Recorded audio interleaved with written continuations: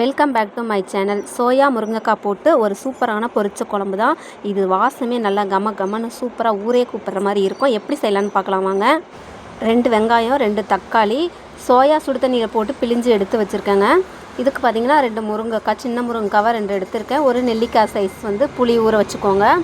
இதுக்கு தேவையானது கொஞ்சம் கருவேப்பிலை. இதுக்கு தேவையான பொருள் அவ்வளோதான். நம்ம எப்படி தாளிக்கலான்னு பார்க்கலாம். ஒரு கடாயில் சமையல் எண்ணெய் ஊற்றிக்கோங்க. கொஞ்சமாக கடுகு, கொஞ்சம் சீரகம், இது 2ஐயும் போட்டு நல்லா பொரிய விடுங்க. கடுகு சீரகம் பொரிஞ்சதுக்கப்புறம் நம்ம ஒரு வெங்காயமும் 1 பல் பூண்டும் கட் பண்ணி வச்சுருக்கோம், அதையும் சேர்த்துக்கலாம். இதை கலந்து விட்டு நல்லா வதக்கி விடுங்க. வெங்காயம் நல்லா பொன்னிறமாக வதங்கி வரணும், அது வரைக்கும் நல்லா வதக்கி விடுங்க.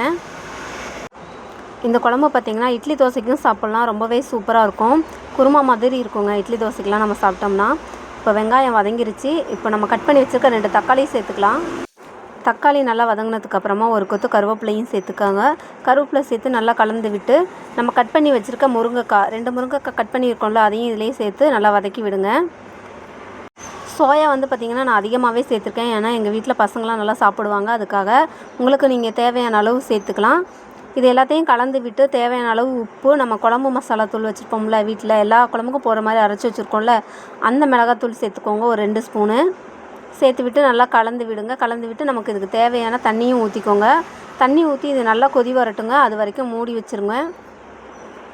இப்போ இதுக்கு தேவையான தேங்காவை நம்ம அரைச்சிடலாம். ஒரு அரை மூடி தேங்காய் நான் கட் பண்ணி வச்சுருக்கேன். இதில் கொஞ்சமாக சோம்பு சேர்த்துக்கோங்க.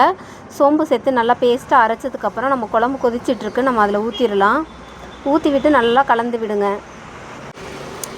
தேங்காய் ஊற்றி நல்லா கொதித்ததுக்கப்புறமா நம்ம ஏற்கனவே புளி ஒரு நெல்லிக்காய் சைஸ் ஊற வச்சுருக்கோம், அதையும் இதில் ஊற்றிக்கோங்க. புளி கம்மியாகவே ஊற்றிக்கோங்க. அதிகமாக ஊற்றுனீங்கன்னா இது பொரிச்ச குழம்பு மாதிரி இருக்காதுங்க, புளி குழம்பு மாதிரி மாறிடும். அதனால் புளி கம்மியாகவே ஊற்றிக்கோங்க. புளி ஊற்றி நல்லா கொதிக்கட்டும். கொதித்ததுக்கப்புறமா நம்ம கொத்தமல்லி தழைலாம் தூவி இறக்கிக்கலாம். இந்த பொரிச்ச குழம்பு சமைச்சு பார்த்துட்டு எப்படி இருக்குன்னு கமெண்ட் பாக்ஸில் சொல்லுங்கள் மறக்காமல். தேங்க்யூ. சேனல் பிடிச்சவங்க மறக்காமல் சப்ஸ்கிரைப்பும் பண்ணிக்கோங்க.